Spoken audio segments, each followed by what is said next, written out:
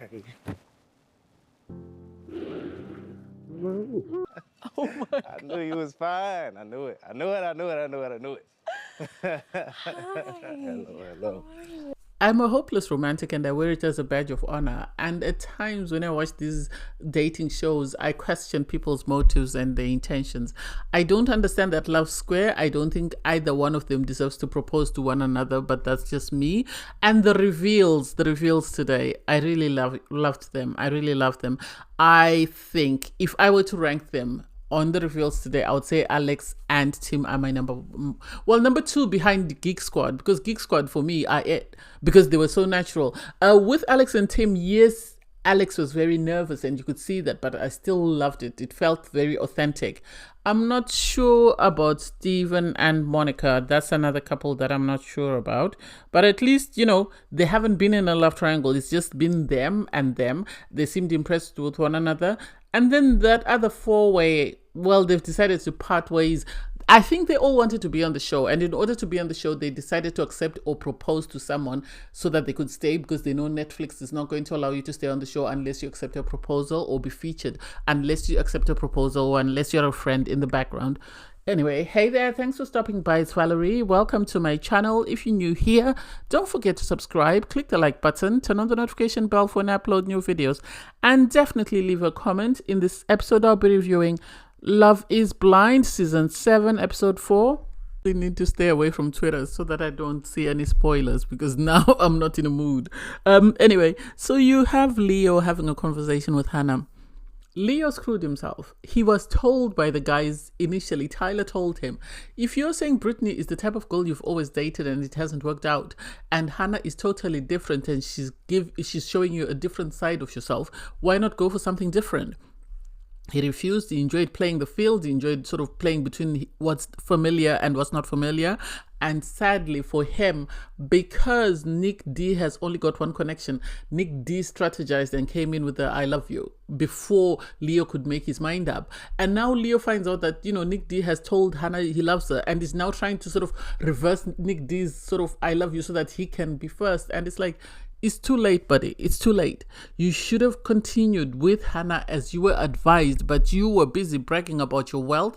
You were busy bragging about the fact that you had this girl that you felt was a trophy wife, and she was really into you. You were buying whatever Brittany was selling you, and now you're in a situation whereby the girl that you really wanted and you were about to tell you really like has moved on because she hasn't got the patience to continue to wait for you. You could see this happening. I could see this coming, because in the sense that Brittany let it slip on purpose that she was dating Leo because she knew that he had somebody else he was dating in the pods, and she wanted to find out. And as soon as she found out who it was, she knew that that person didn't have an upper hand on her. She then used her feminine wows to sort of try and win Leo over. And sadly for Leo, Brittany did a sort of a reverse turn, in the sense that she had broken things off with Nick, realized that, she might not actually be Leo's number one, and decided to go to Nick. And Nick, when he got the second opportunity, he ran with it. I don't think Nick likes her like that. I think Nick likes the idea of being on the show and the clout that comes with being on the show.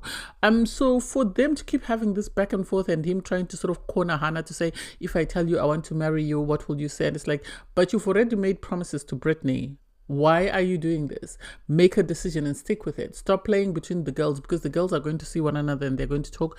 And Brittany doesn't possess the emotional intelligence for this. I think she's not strong enough for this sort of experiment, because she broke down. You could see she broke down. She had snot and tears and everything coming out. And so I don't think this is it for her.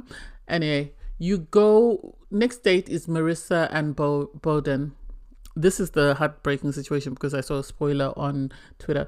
I like them as a couple. I like the fact that their values align. I like the fact that they have the same goals. They have the same interests. It's very sort of relaxed and laid back when they have conversations. It's not this tense environment whereby, everything is very tense, with Ramses holding her feet to the fire. So am I your number one? I don't want to compete.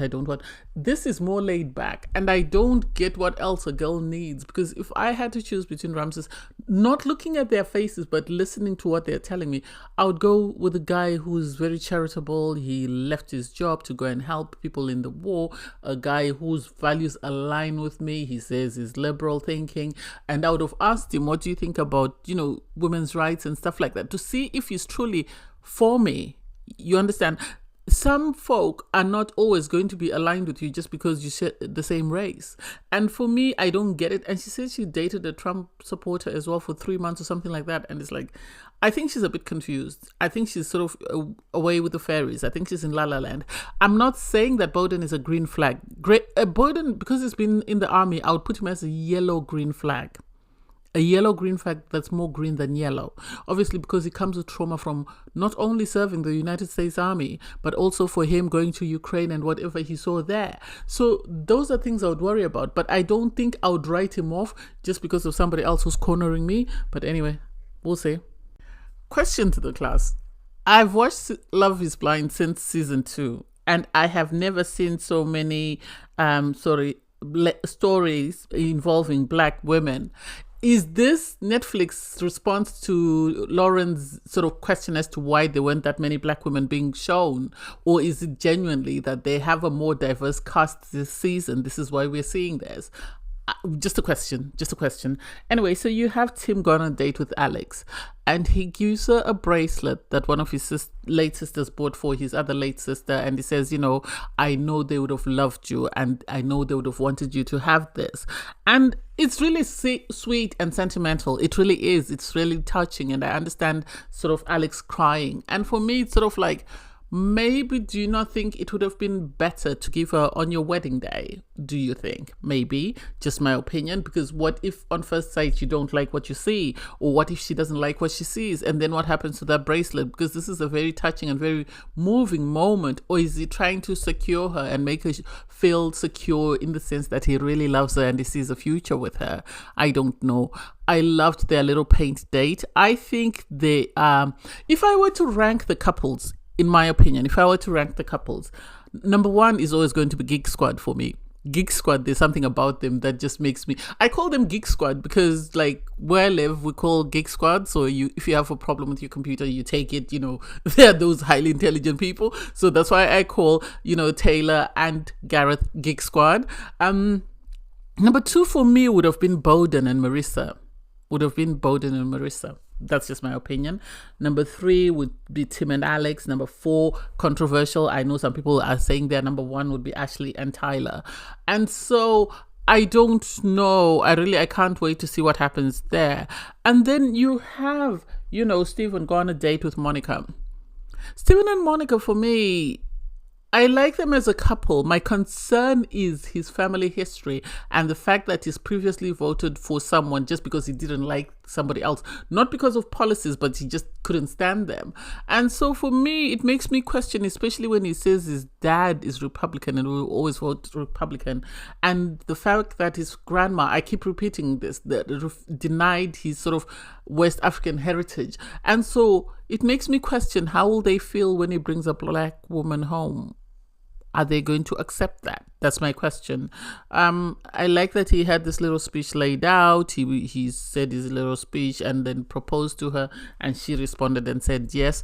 Do I think they'll make a good couple? I think as long as the family are on board with him dating outside his race, but then anyway, they are mixed race themselves, so they can't say anything. But then, hey, to each their own. So I can't wait to see how that plays up when it's time to meet the families. So you have Ramson's have a date with Marissa. He's feeling sorry for himself. He always does because he wants the empathy. I'm not buying what Marissa sees in this man. Up to this point, they didn't know each other's age. And it's like, seriously, that's one of the things that you say on your very first date. What the hell were the two of you talking about all this time? And then it comes out, she asks him about his star sign, and he tells her he's a Cancer Leo. And she gets very giddy and excited. And it's like, not really. Only to find out once she goes back to the women's lounge that apparently it means the best sex ever. Well, that's what I sort of deciphered. And it's like, how do you know? I think... to me, he comes across as though he swings both ways. And I think she's in for a rude awakening. Because she did ask him about, are you a handyman? Are you good at A, B, C, D, E, F, G? I think this is a bad choice. Because she then goes, Bowden is telling the guys that I'm very sure Marissa's my one. I'm 100% for her. And that's it. I'm nobody else. only for them to go on a date and Marissa says to him, "Oh, I've made up my mind, Ramses is it." And it's like, just because of a cancer sign and what you've heard before from other people or what you've experienced before, how do you know whether the same applies? This man has not put you first in your conversations. It's always been about him and how he's feeling and you having to reassure him. It hasn't been the other way, and we haven't seen any joy or happiness. And so for her to break things off with Bowden, for me, is a mistake. I hope it's a Bliss story. I hope it's a Bliss, Zach, and Irina story. I hope she realizes a mistake and she goes back to Bowden, because this is not it for me. This, oh my God, I'm feeling some type of way. This ain't it. I think this guy is the best thing ever. I think she should have stayed with Bowden, because even when she rejected him, he handled it like a champ. She was actually taken aback whether she expected him to say anything or ask her, "Why did you waste my time?" No, he was on board with it. And I sort of asked it towards the end, "So what do we do now? You know, do we just leave?" And they said, yeah, and they both cheered and they left. And I like the fact that in his confessional, he said to him, love is blind. He believes that 90%. Because he didn't get to see the person and see if the two connected. But at the end of the day, 90% he believes love is blind. And I hope Marissa realizes that this is a mistake. And I hope she makes a U-turn and goes back for this man, because I love Bowden. I really do. They were my second favorite couple. I'm sorry, but that love square deserve whatever they get. That's my opinion, and I'm going to stick to it. Brittany, Leo, Nick D, and Hannah deserve what they get. I was feeling sorry for Hannah, but now no more. Because she has a conversation with Brittany and lets her know that, you know, Leo was trying to corner me. He was trying to get me to say whether I would say yes to his proposal or not. He told me I'm the one, blah, blah, blah, blah. And then she went into the pod and decided to break up with him because she felt he had been manipulating her. And he had been speaking to the guys as well. He wasn't sure about where he stood. And I think because as soon as she said she was going to break up with him, he decided to break up with her as well. That way it was mutual, because he actually said to her, anyway, it's a mutual breakup. Then he started trying to manipulate her again because she called him out for that. And he said, well, when you get back, can you tell Brittany that, you know, she's my number one? We broke up mutually. It's always been Brittany. And it's like, if you have so much money and you don't need Netflix, why not go home and then pursue Brittany in the real world? If she still wants you, that's it. If she doesn't, that's it. There's no need for you to be playing mind games and master manipulator.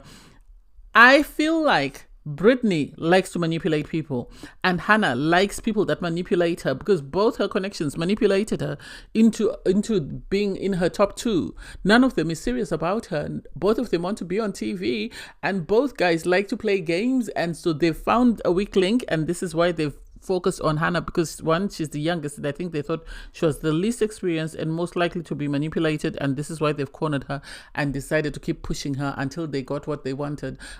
For Leo to go into the guys' lounge and say, oh, you know, Hannah is it for you. She said you're it. I wish you all the best. You're both going to be amazing. And it's like, please don't. You're not the bigger person. We all saw what you did and heard what you said, so let's keep it moving. So you have Alex and Tim go there for their final date. I love the fact that Tim actually wrote a letter to, you know, Alex's dad, sort of asking for a hand in marriage, and he read it out to her, and he said, hopefully I'll hand deliver it soon.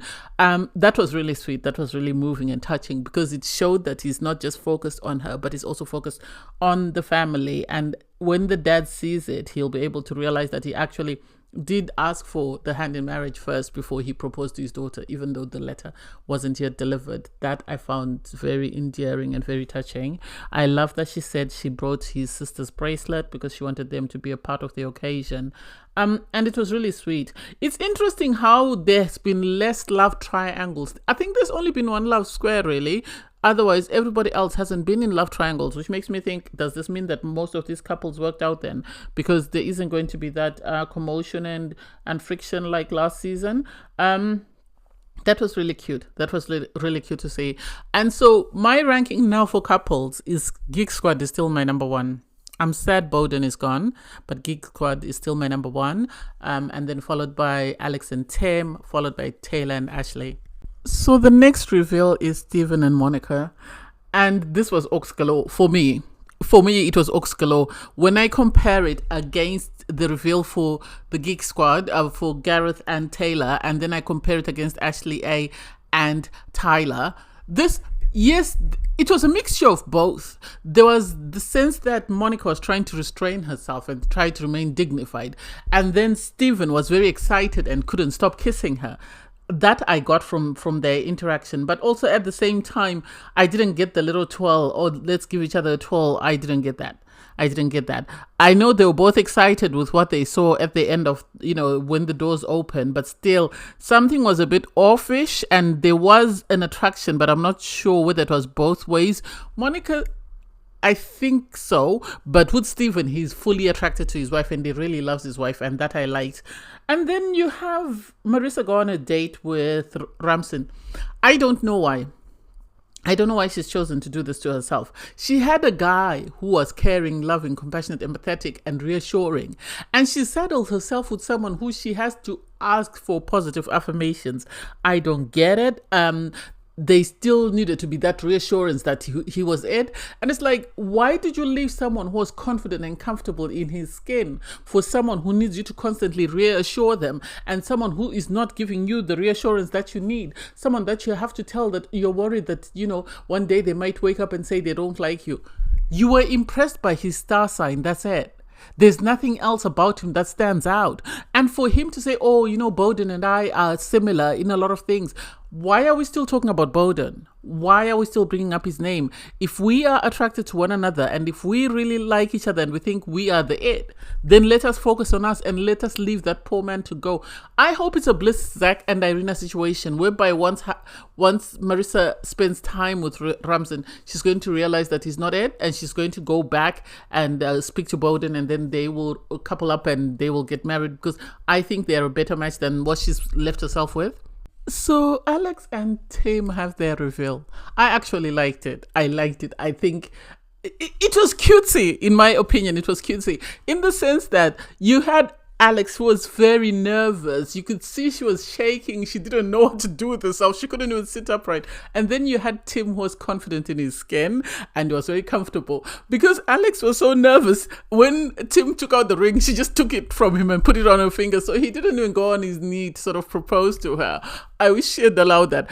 I don't quite understand the dog joke. I think it's an inside joke. And sadly, we were not part of it because I don't think the producers actually made us see that bit. But I like how reassuring he was, because you could tell she was really nervous. She was very conscious of the cameras, I think, and the crew and everybody else. So he kept saying to her, it's just you and me, it's just you and me. But I love them. They're a perfect match in the sense that when you stand them side by side, you'd think they're two strangers that actually met somewhere while out and actually fell in love, because they match each other, whether it's the height, the body. I know Alex was concerned because she said, I'm not a size 2 and I don't know the type of people that he's dated before, whether, I will be his type or not. And I think this is one of the things she was very conscious about. So they made this joke about the dog that I didn't get, but I like the fact that she said to him, because she had this low cut red dress and he was saying, I like the red, the dog, blah, blah, blah, blah. And then suddenly she said, I'm not down there, I'm up here, because she had her boobs and it had a low cleavage. So I think he was looking at her boobs. So she was trying to get him to look up. I loved them. It wasn't very sexual. It wasn't very inappropriate. It wasn't very Christian Mingle or even Geek Squad. It had its own sort of interaction and its own theme that was very cutesy. She wasn't being clingy, but you could tell she was nervous, and he was just doing everything to try and reassure her and make her feel comfortable. I like that out of all the guys, he's the only guy, Tim, that's walked his lady back to where she came from. That way he then walks down and she gets to stare at his behind as he's going. But I love them. They're a perfect match. They match their height, their body structure. They seem really attracted. Tim couldn't stop wanting to kiss Alex, but Alex was so conscious about her body and her size. I think this is why she was very nervous, and she didn't know whether he really liked her for what he saw or whether he was nervous. I liked the fact that she teased him about crying. He didn't take it personally. It was cute to see that they had a lot of inside jokes that only the two of them understood, and sadly we as the public didn't understand, because I don't know whether it's me or whether anyone else missed a bit from the editing. Anyway, so that's the fourth reveal. And then we have Hannah go on a date with Nick D. Hannah and Nick D, I don't understand them. I think Hannah just wants to be on the show just because she gave up her job to be on the show. So she's going to do anything and everything in order to stay. Obviously, Nick D proposes to her. What do I think? I think that's a train wreck couple. I think that's going to be a train wreck couple. I don't see them saying yes at the altar. I don't even understand why Hannah still went ahead and accepted this proposal. I wish she had packed her bags and gone home. But then, as someone who sacrificed her career in order to be on Love is Blind, I guess she's decided that I'm going to ride this until the wheels fall off.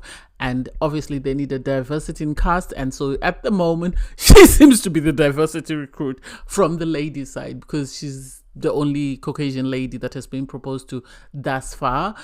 We then have Leo go on his date with Brittany. Brittany is going to whack it on his head until Kingdom Come. The fact that he didn't propose to her the first time, or the fact that he didn't choose her as his number one, because she had this letter and it was all theatrics and the tears and the stuff. I can't wait to see what happens in the next episode. I assume he's going to propose to her and she's going to say yes, but oh my God, that's another train wreck. So both couples, Leo and Brittany and Nick D and Hannah, I don't see them saying yes. If they say yes, it won't last. I don't think they'll say yes on wedding day. But anyway, thanks guys for watching. Please don't forget to like, share, comment, and subscribe. And click the link in my video to watch my review from episode 3. Bye guys.